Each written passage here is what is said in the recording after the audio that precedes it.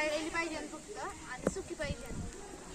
याच्यात आपण राख पण घेतलेली चाळलेली, शेणखत सुकलेलं असं पाहिजे की जे असं कुजलेलं पाहिजे।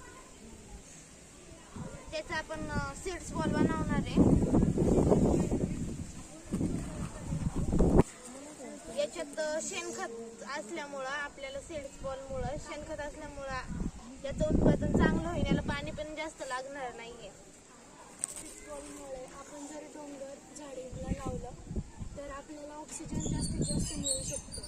आणि आता आपल्या इथं जास्तीत जास्त वाघाचं प्रमाण झालेलं आहे, तर आपण जंगलात जास्त झाडं लावली तर आपल्याला जे प्राणी आहेत ते तिथंच राहतील, आपल्या परिसरात येणार नाही।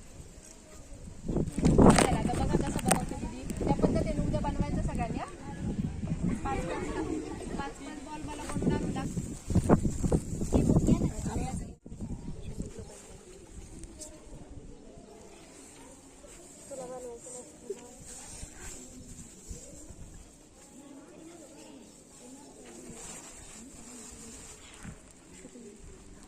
हा आपण जांभळ्याच्या बियाचं केलंय आणि हा चिकूच्या बियाचं आहे।